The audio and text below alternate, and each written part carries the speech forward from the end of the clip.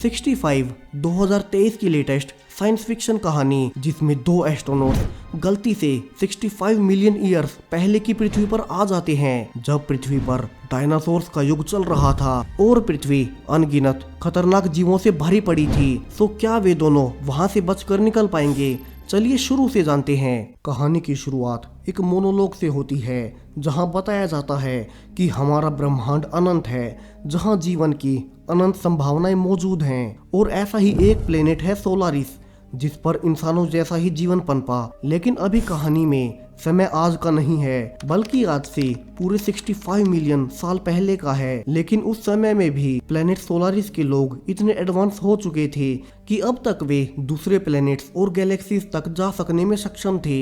यहाँ अब हमें इस प्लेनेट पर मेन कैरेक्टर माइल्स दिखाया जाता है, जो कि अपनी वाइफ और एक बेटी नेविन के साथ बीच पर आया है। दरअसल नेविन को एक जानलेवा बीमारी डिटेक्ट हुई है, जिसका इलाज इतना महंगा है कि माइल्स के पास इतना पैसा ही नहीं है, और इसीलिए माइल्स ने ज्यादा पैसे कमाने के लिए एक स्पेस मिशन पर जाने का फैसला किया है, जिसमें वो एज ए पायलट एक साइंटिस्ट की टीम को दूर ब्रह्मांड के किसी प्लेनेट पर लेकर जाएगा।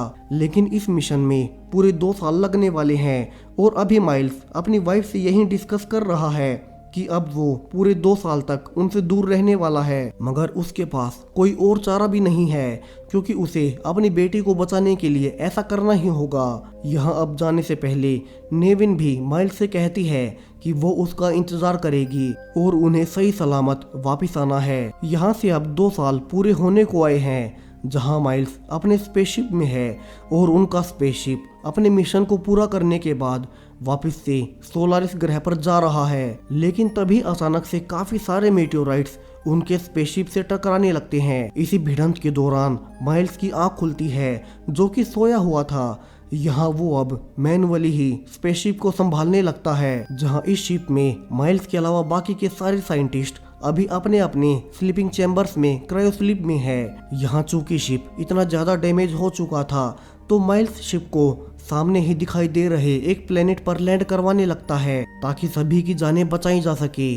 मगर अब तक एस्ट्रॉइड्स के टकराने से सारा स्पेसशिप पूरी तरह से डैमेज हो चुका था, और वो किसी तरह से चट्टानों से टकराने लगता है, जिसके बीच स्लीपिंग चैम्बर्स में मौजूद सारे साइंटिस्ट और उन्हीं के साथ शिप के दोनों एस्केप शटल रास्ते में ही ऊपर से गिरने लग जाते हैं। अब माइल्स किसी तरह से शिप को लैंड करवाता है, और वो पाता है कि उसे भी इस बीच काफी चोट आई है।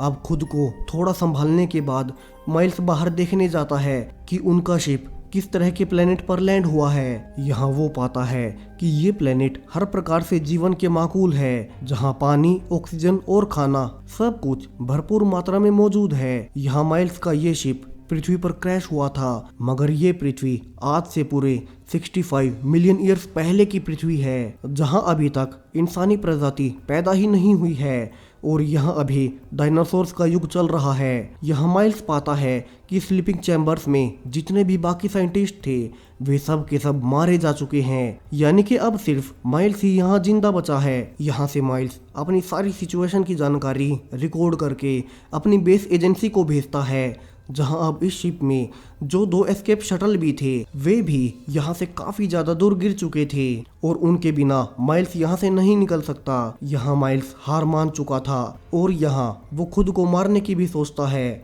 लेकिन इसी बीच उसे अपनी बेटी याद आती है, और वो उसकी वीडियोस देखने लगता है, क्योंकि उसे पूरे 2 साल हो चुके हैं उससे दूर हुए। तभी माइल्स पाता है कि एक स्लीपिंग चैम्बर अभी भी एक्टिव है, यानी कि उसमें जो भी है वो जिंदा होगा। यहाँ से माइल्स उसे ढूंढने लगता है, जहाँ उसे इस चैम्बर में एक छोटी सी लड़की मिलती है। हालांकि ये चैम्बर शिप से काफी दूर गिरा था, सो माइल्स किसी तरह से उसे वापिस से शिप में लाता है, और उस बच्ची से पूछने लगता है कि वो कौन है। मगर उस लड़की की लैंग्वेज माइल्स से अलग थी, सो माइल्स कुछ समझ नहीं पाता। यहाँ शिप के टूटने के साथ ही ट्रांसलेटर भी बर्बाद हो गया था, तो माइल्स उससे स्लीपिंग चैम्बर्स के पेपर से पाता है कि इस लड़की का नाम काओ है। यहाँ से अब सुबह हो चुकी थी, जहाँ माइल्स बाहर जाकर आसपास की जगह देखता है कि उसका एस्केप शटल कहाँ गिरा है। यहाँ अब उसे बड़े बड़े डायनासोर्स के कंकाल पड़े हुए मिलते हैं। इसके अलावा आसपास वोल्केनोज भी फटने वाले थे। अब यहाँ से माइल्स अपने एडवांस्ड जीपीएस गैजेट से पता करता है कि वो एस्केप शटल यहाँ से पूरे 15 किलोमीटर दूर एक पहाड़ पर पड़ा हुआ है जिससे वो यहाँ से निकल सकता है। तभी माइल्स पर एक छोटा डायनासोर भी अटैक कर देता है, लेकिन माइल्स किसी तरह से उसे मारकर वापिस से शटल में जाने लगता है जहां वो छोटी लड़की भी अब तक बाहर आ गई थी। यहाँ से माइल्स किसी तरह से उस लड़की को समझाने लगता है कि उन्हें यहाँ से 15 किलोमीटर दूर ऊपर पहाड़ पर जाना होगा जिससे वे एस्केप शटल लेकर यहाँ से निकल सकते हैं। मगर यहाँ वो लड़की समझाती है कि दरअसल इन स्लीपिंग चैम्बर्स में उसके माता पिता भी थे तो वो उनके बिना कहीं नहीं जाएगी। यहाँ माइल्स को पता था कि बाकी कोई भी जिंदा नहीं बचा है, यानी कि वे भी मर चुके होंगे, मगर वो झूठ बोलता है कि वे दोनों भी ऊपर पहाड़ पर हैं। जिसके बाद कोआ उसके साथ चलने के लिए मान जाती है और माइल्स यहाँ से अपनी एडवांस्ड गन और कुछ बॉम्ब्स लेकर ऊपर पहाड़ पर चढ़ने के लिए पैदल ही निकल पड़ता है। अब ये 15 किलोमीटर का रास्ता आसान नहीं था क्योंकि 65 मिलियन साल पहले पृथ्वी पर डायनासोर से लेकर विभिन्न प्रकार के खतरनाक जीव होते थे जो कि अब माइल्स के लिए एलियंस हैं। यहाँ से माइल्स काओ को लेकर रास्ते में अपने डिवाइस से समझाने लगता है कि क्या क्या चीजें वो खा सकते हैं और क्या नहीं। यहाँ से थोड़े ही आगे जाने पर दोनों को कई छोटे छोटे क्रीचर्स मिलते हैं जो कि इन पर अटैक भी कर देते हैं, मगर चूंकि माइल्स के पास उसकी फ्यूचरिस्टिक वेपन थे तो वो किसी तरह से खुद को और काओ को बचा लेता है। यहाँ अब दोनों काफी दूर आ गए थे जहाँ रास्ते में दोनों पानी भी पीते हैं।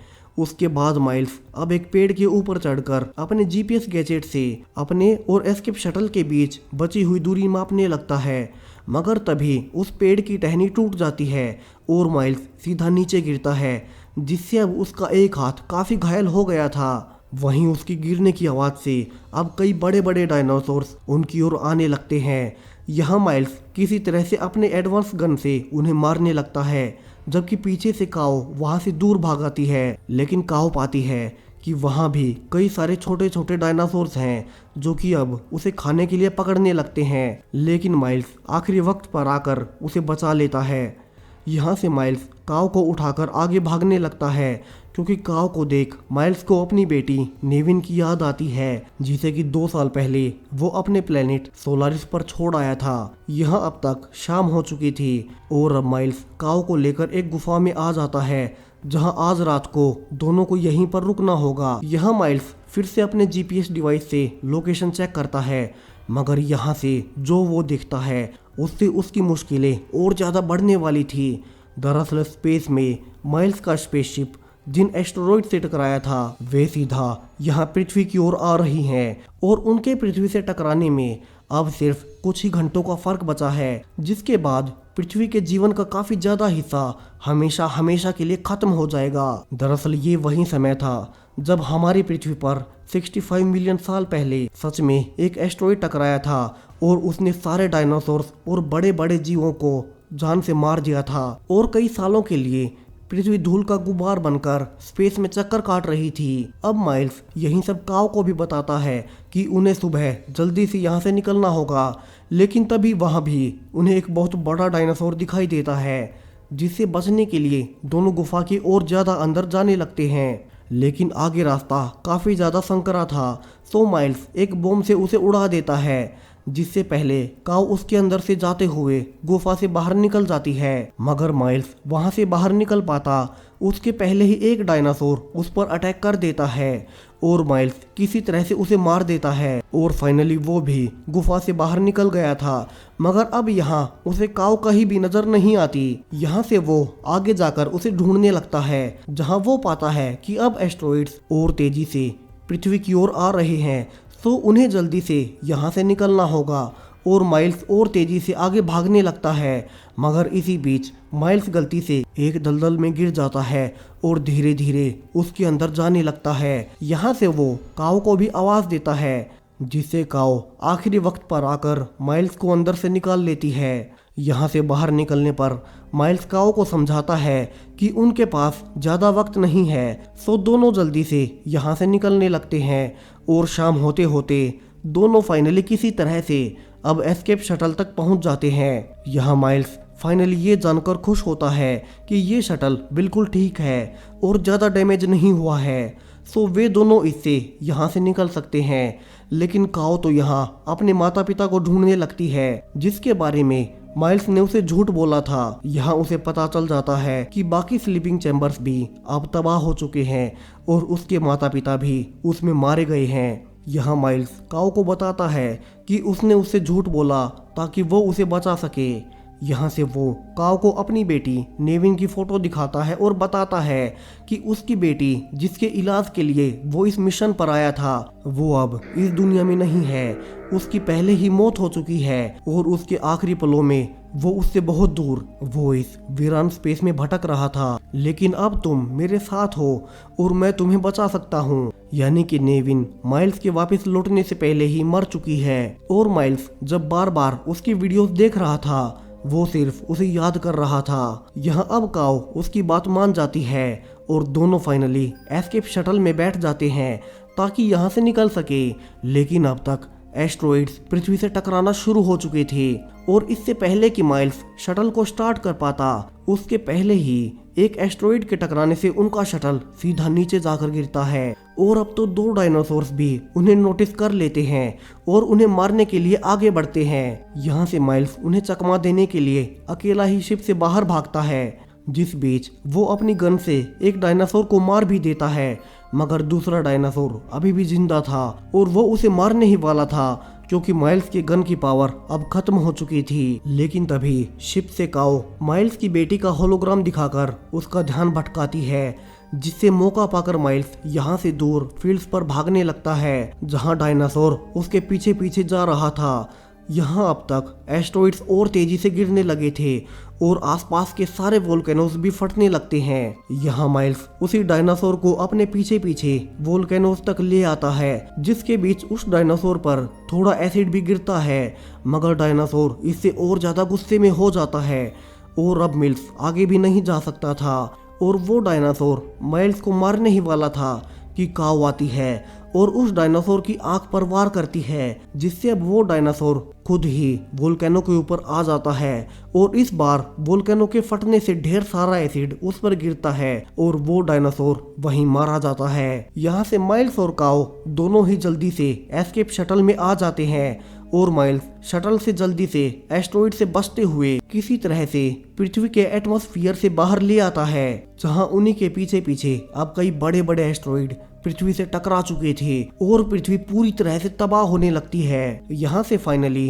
दोनों अब सेफ थे और माइल्स अपने होम प्लेनेट सोलारिस की लोकेशन डालता है और दोनों वहां जाने के लिए निकल पड़ते हैं और इसी हैप्पी एंडिंग के साथ ये कहानी यहीं खत्म हो जाती है। तो अगर आपको वीडियो पसंद आया हो तो इसी के जैसे और भी वीडियोस आप चैनल पर देख सकते हैं।